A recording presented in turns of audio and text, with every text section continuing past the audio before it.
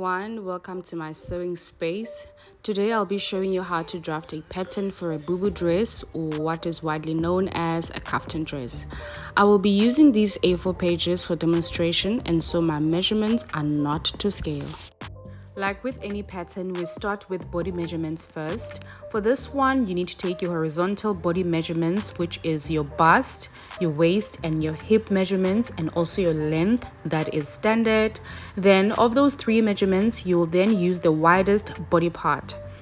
So in my case, I will be using the hip measurements, which are the widest, and they measure 113 centimeters. And so this is the formula that I will be using for this pattern. I'll say 113 divided by 4 plus 25.5 centimeters, which is your extra width for the sides. And my length is 110 centimeters. So for someone who is using inches and not centimeters, this will be your formula.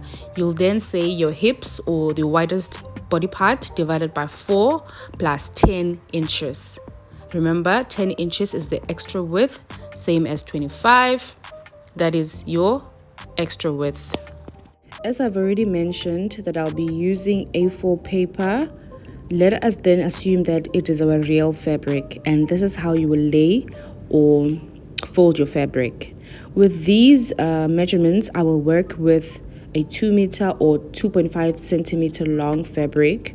So then you will cut your material in half and then fold it. So you'll fold your fabric in this manner. The top piece is your back piece, and then the bottom piece is your front piece.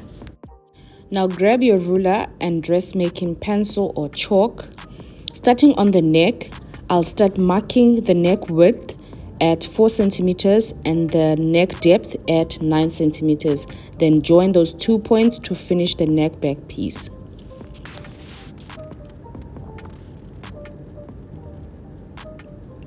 For the front measurements, I will then take the neck depth of 19 centimeters and the width will remain the same at 4 centimeters. So in terms of joining those 2 points, you decide on the type of neckline you want. Either you want a round neckline or you want a V neckline. So for this pattern, I'll go with a round neck.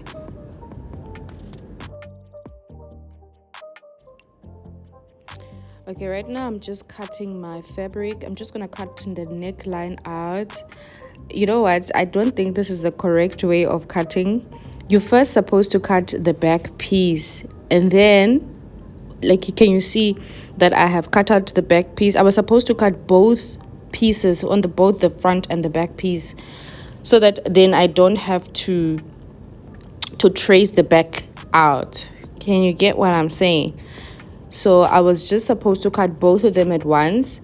Then on the second part, cut the front only, because anyway the back is already cut out. You get what I'm saying? But anyway, now that we're here, that's your front and that's your back.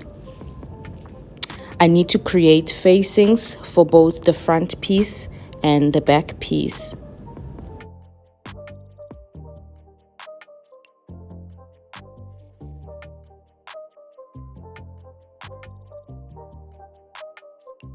Starting with the back piece, for your back facing, you will take your back piece and place it right over another piece of fabric or paper, then trace the new neckline onto the piece underneath. So that's your back facing, and I'm just going to carry on and do the front piece. Remember, this is just a small piece on your neckline, honestly. So I'm just going to carry on and do the front. Basically the same thing. Trace the front piece and make a new neckline and cut that out. Then you have to determine the thickness of your facings. Remember to keep the thickness of the facing the same for both the front and the back piece. There is absolutely no need to add the seam allowance. And if you are going to be adding ruffles to your kaftan, here's the measurements. I will be folding this ruffle as well. So right now I have the ruffle, I have the neck and back facing, I have the main pieces, which is the back and the front, but we're not done yet. I still need to work out on those main pieces. Now, bringing back our main pieces and measurements, we now need to work out how wide our dress will be and mark that on the pattern.